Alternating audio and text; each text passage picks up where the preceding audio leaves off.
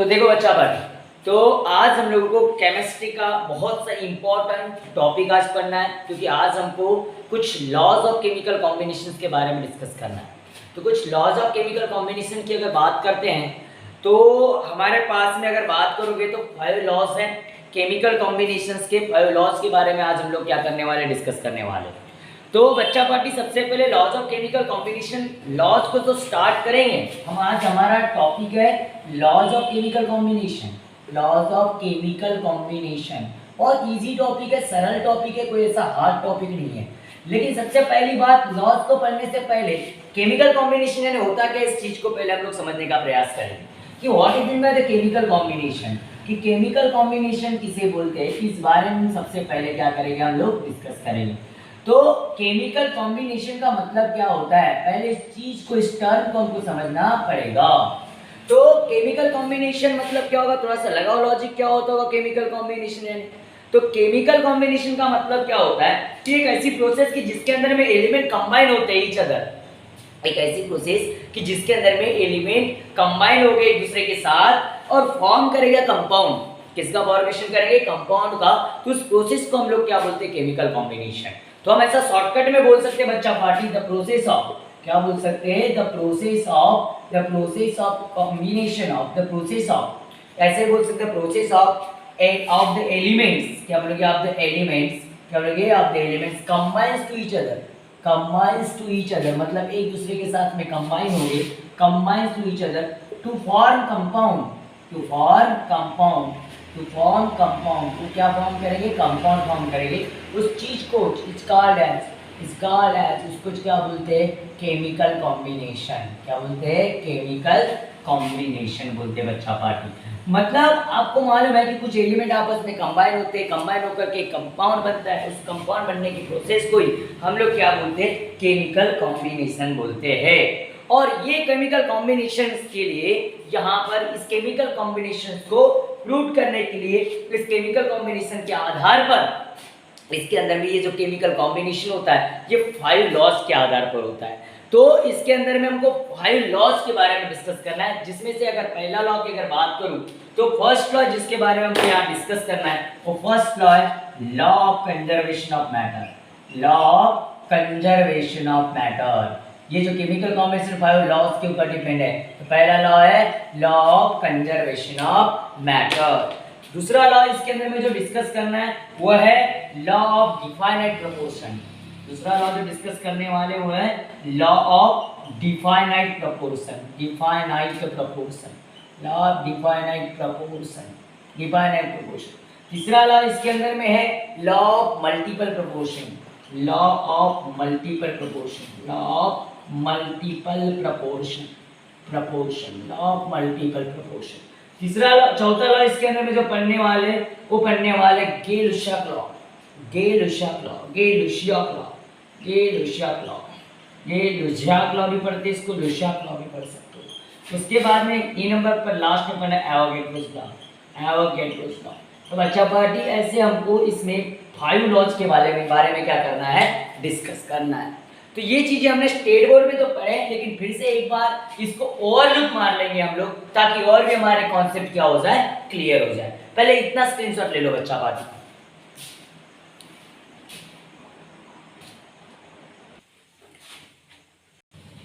तो चलो एक एक लॉज को समझने का प्रयास करते। तो सबसे पहला लॉ हम लॉ ऑफ केमिकल कॉम्बिनेशन देखेंगे, law of constant conservation of matter, ये वाला देखेंगे। Law of conservation of matter के बारे में हम लोग क्या कर लेंगे, डिस्कस कर लेंगे बच्चा पार्टी। तो law of conservation of matter, तो ये जो लॉ है बड़ा जबरदस्त काम है इसका। ये इस लॉ को प्रपोज किए थे एंटोइन लुइजियर नाम के साइंटिस्ट ने, Antoine Lavoisier. This law was given by French, अगर बात करोगे फ्रेंच बायोलॉजिस्ट, अगर फ्रेंच बायोलॉजिस्ट नहीं बोलेंगे हम लोग, क्योंकि केमिस्ट थे वो, फ्रेंच साइंटिस्ट बोलेंगे। फ्रेंच साइंटिस्ट, क्या बोलेंगे, फ्रेंच साइंटिस्ट जिनका नाम था एंटोइन लुइजियर। क्या बोलोगे, एंटोइन लुइजियर, एंटोइन लुइजियर नाम के, लेविजियर नाम के साइंटिस्ट थे, लेविजियर, लाविसियर नाम के साइंटिस्ट थे इन 1875। कब? इन उल्टा हो गया बेटा, 1785। कब? 1785। 1785 में इस लॉ को बताए थे कि इन्होंने फ्रेंच साइंटिस्ट थे जिनका नाम था एंटोइन लुइसियर, और इन्हें फादर ऑफ मॉडर्न केमिस्ट्री बोला जाता है। इनको क्या बोला जाता है? फादर ऑफ मॉडर्न केमिस्ट्री बोला जाता है, क्योंकि इनका बहुत बड़ा कंट्रीब्यूशन था किसके अंदर? केमिस्ट्री, बायोलॉजी एंड इकोनॉमिक्स के सेंटर में, इनका इकोनॉमिकल सेक्टर में इनका बहुत बड़ा कंट्रीब्यूशन था। एंड ऐसा लिख भी सकते हो, एंटोइन लुइसियर को क्या बोलेगा? एंटोइन लुइसियर इज आल्सो कॉल्ड, अगर बात करो, इज द फादर ऑफ क्या बोलोगे? Father of modern chemistry. Modern chemistry के इनको क्या बोला जाता है? फादर बोला जाता है। किसको? एंटोइन लुइसियर को। अब इनके मुकाबले लॉ क्या बोलता है? तो जिन्होंने एक लॉ स्टेटेड किया, उस लॉ के हिसाब से क्या बोलता है? This law was stated that, इनका बोलना क्या था? This law was stated that, ये लॉ कहता है, क्या बोलता है? कि जब भी कोई केमिकल रिएक्शन होगी तो केमिकल रिएक्शन के अंदर में mass neither be created not destroyed. समझिए बात करें, mass neither be created not destroyed, mass को ना क्रिएट कर सकते ना क्या कर सकते? डिस्ट्रॉय कर सकते। तो वही चीज बोलना है, मतलब मास जितने का उतना ही रहेगा। इनका बोलना था कि अगर बात करोगे the mass can not be created, the mass cannot be created nor destroyed, क्या बोलेंगे? destroyed during chemical reaction,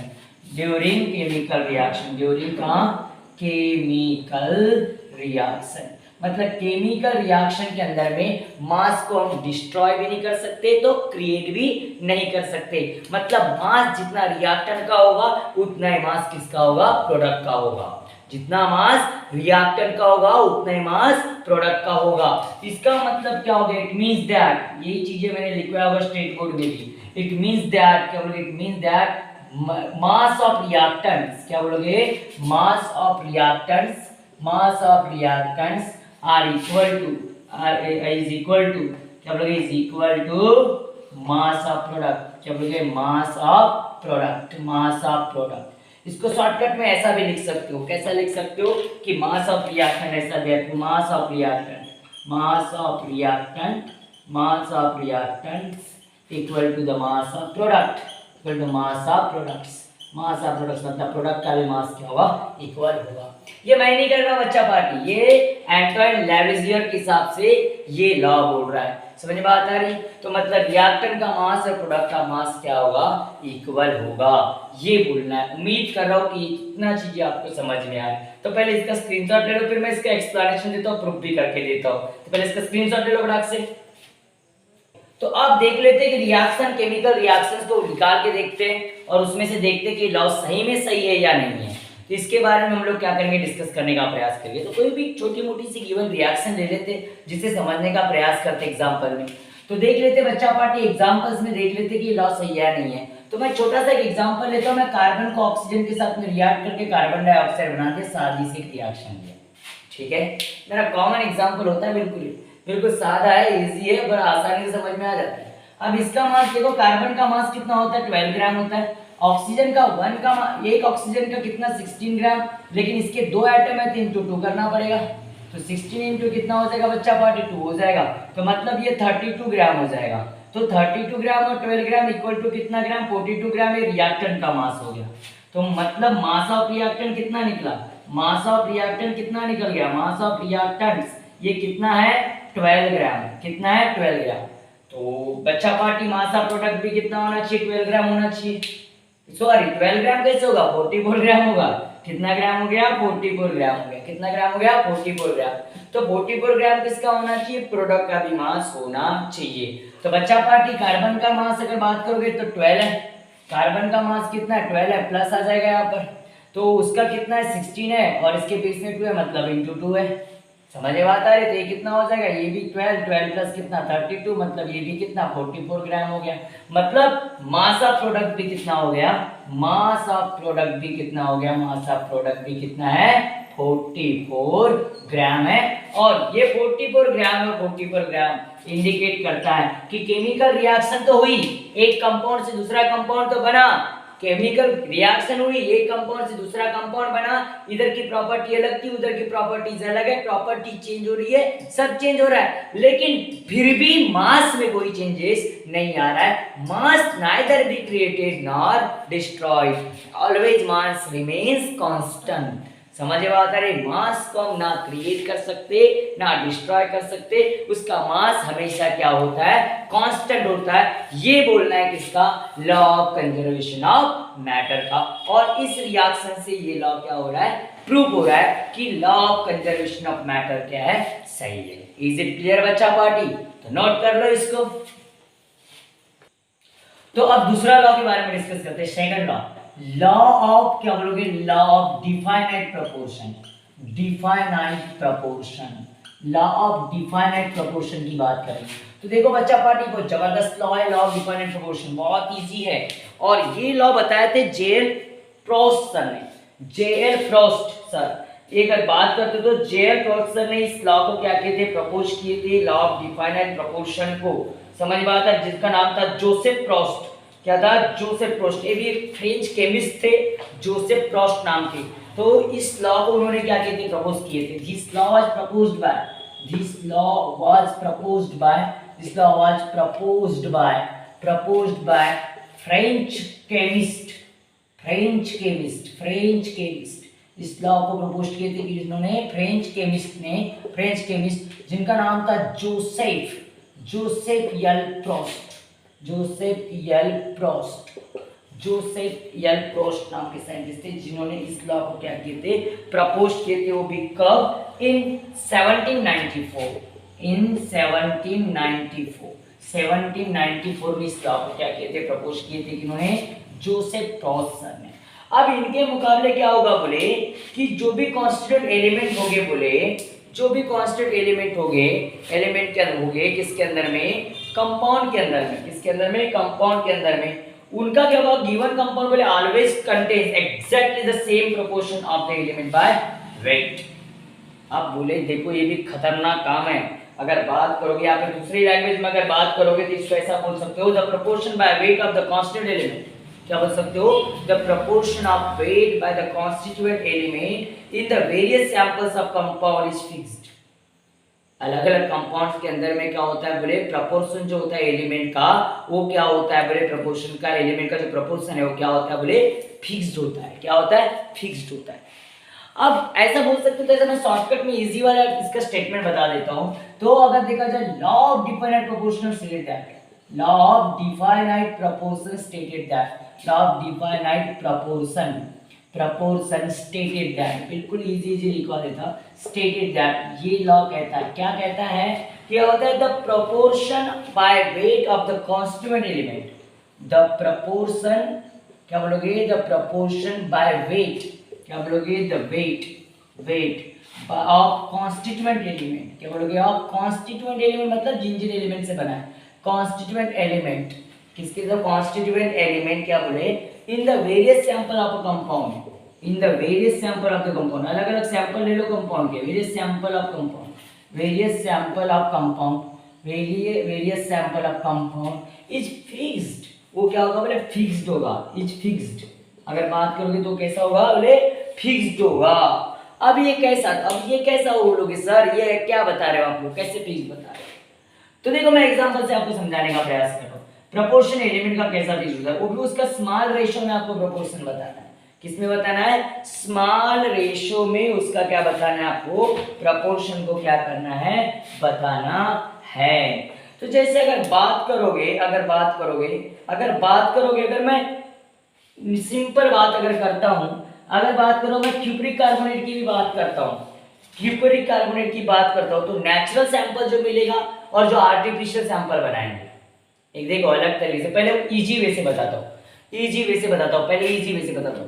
जैसे अगर बात करते हो, मैंने बात करते H2O एक कंपाउंड है, H2O एक कंपाउंड है, इसके अंदर में इनका मास के हिसाब से, मास मतलब यहाँ वेट को कंसीडर करना है, वेट को कंसीडर करना है ना, वेट को ही कंसीडर करना है। तो मुझे बताओ यहाँ पर दो एलिमेंट कौन से, एक हाइड्रोजन है, दूसरा कौन सा है, ऑक्सीजन। एक हाइड्रोजन है, दूसरा कौन सा है, ऑक्सीजन। अब हाइड्रोजन के बेस में 2 है और उसका 1 मतलब 1 into 2 कितना हो जाएगा, 2 हो जाएगा। और ऑक्सीजन का कितना हो जाएगा, 16। डिविजिबल है तो इसको सिंपलीफाई कर सकते हैं, इसको सिंपलीफाई कर सकते हैं, इसको सिंपलीफाई करके तो 1/8 हो जाएगा। तो मतलब ये प्रोपोर्शन क्या होगा, फिक्स्ड होगा। मतलब आप कहीं भी वाटर, कोई भी वाटर का मॉलिक्यूल लो, कोई भी वाटर का मॉलिक्यूल लो, उसका जो वेट के हिसाब से जो प्रोपोर्शन आएगा वो कितना होगा, 1 क्या होगा, 8 होगा। कितना होगा, 1 क्या होगा, 8 होगा। कोई भी वाटर का मॉलिक्यूल लो तो वो क्या होगा, फिक्स्ड होगा। समझ में बात आ रही। दूसरी तरफ अगर मैं बात करता हूँ, चलो कार्बन डाइऑक्साइड ले लेते हो सेकंड एग्जांपल के तौर पर।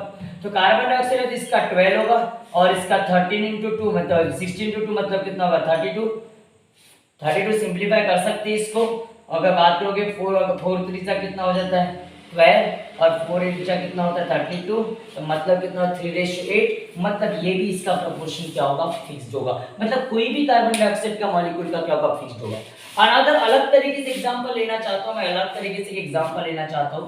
जब हम लोग क्यूपरिक साल्ट की बात करते हैं, क्यूपरिक साल्ट, तो क्यूपरिक साल्ट किस किस से बनता है, कॉपर, कार्बन और ऑक्सीजन से। अगर मैं बात करता हूँ क्यूपरिक साल्ट की बात करता हूँ, क्यूपरिक साल्ट की बात करता हूँ, ये किससे, अगर, और यहाँ पर याद रखना केमिस्ट्री में हमेशा वेट को परसेंटेज माना जाता है। वेट को ही क्या माना जाता है, मास को ही क्या माना जाता है, परसेंटेज। जो मास होगा उसी को उतना ही क्या बोला जाता है, परसेंटेज माना जाता है। इस चीज का ध्यान रखना। तो मैंने क्या लिया, क्यूपरिक साल्ट एक 100% सैंपल लिया, 100% कंसीडर करता हूं, तो मैंने 100% क्या कर दिया, मैंने क्या कर दिया, सैंपल ले लिया किसका, क्यूपरिक साल्ट का। तो मुझे इस 100% क्यूपरिक साल्ट के अंदर में मुझे देखना है, मैं दो तरीके के साल्ट लिया, क्यूपरिक साल्ट कंसीडर करो कि दो तरीके से क्यूपरिक साल्ट लिया। एक नेचुरल लिया, नेचुरल वाला नेचुरल साल्ट, और एक आर्टिफिशियल साल्ट लिया, क्यूपरिक साल्ट। आर्टिफिशियल कैसा बच्चा पार्टी, आर्टिफिशियल लिया, आर्टिफिशियल आर्टिफिशियल साल्ट, लेकिन है वो क्यूपरिक साल्ट। एक नेचुरल वाला लिया, दूसरा आर्टिफिशियल लिया, दोनों क्या है, क्यूपरिक साल्ट है। तो मैं आपको एक अगर परसेंटेज की बात करूं, तीनों के परसेंटेज यहां लिखता हूं। क्यूपरिक साल्ट पहली बताया कॉपर से मिलकर बनता है, कॉपर, कार्बन और ऑक्सीजन। तो मैं परसेंटेज ऑफ कॉपर देखूंगा, परसेंटेज ऑफ किसका देखूंगा, कार्बन। परसेंटेज ऑफ पहले क्यूपरिक साल्ट है तो कॉपर देखूंगा, परसेंटेज ऑफ कार्बन और परसेंटेज ऑफ क्या देखूंगा, ऑक्सीजन। ठीक है। तो हम जब इसकी एग्जामाइन करते, इसका 51.35% कितना होता है, 51.31% क्या होता है, कॉपर होता है नेचुरल साल्ट के अंदर। 51.35% कितना होता है, कॉपर होता है किसके अंदर में, नेचुरल साल्ट के अंदर में। और 9.74% कार्बन होता है, 9.74% क्या होता है, कार्बन होता है। और उसके अंदर 38.98% कितना होता है, 38.91% सॉरी 38.91% क्या होगा, ऑक्सीजन होगा। टोटल करोगे तो बराबर 100% आ जाएगा। तो फिर हमने आर्टिफिशियल साल्ट का फॉर्मेशन किए, उसमें भी एग्जैक्टली सेम ऐसा ही आया। 51.35% क्या पाया गया, कॉपर पाया गया, 9.75% 9.74% क्या पाया गया, कार्बन, और 38.91% क्या पाया गया, ऑक्सीजन। मतलब देखो साल्ट एक नेचुरल साल्ट था, दूसरा आर्टिफिशियल साल्ट था, लेकिन था क्यूपरिक साल्ट, तो क्यूपरिक साल्ट ही है। तो मतलब उसका क्या होगा, एलिमेंट का रेशियो क्या होगा, फिक्स्ड होगा। एलिमेंट का रेशियो क्या होगा, फिक्स्ड, मतलब उनका प्रपोर्शन फिक्स्ड होगा, मास फिक्स्ड होगा, मतलब उनका मास के हिसाब से प्रपोर्शन क्या होगा, फिक्स्ड होगा। ये बोलना है किसका, लॉ ऑफ डिफाइनाइट किसका, प्रपोर्शन का। समझ में बात आ रही, मैंने क्या बोला बच्चा पार्टी, मतलब भाई एक H2O में कोई भी ले लो भाई, लेकिन उसका मास क्या रहेगा, ये इतना मास फिक्स्ड रहेगा, 1:8 फिक्स्ड रहेगा। मतलब इनकी मात्रा परसेंटेज क्या है, फिक्स्ड है, इनका परसेंटेज क्या है, फिक्स्ड है। वैसे यहाँ पर 100% के हिसाब से लिया, तो इसमें भी क्या है, फिक्स्ड मेरे को दिखाई दे रहा है, सभी की मास क्वांटिटी फिक्स्ड होगी। और यही बोलना है किसका, लॉ ऑफ डिफाइनाइट प्रपोर्शन का। उम्मीद करता हूं आपको समझा होगा। Take a screenshot.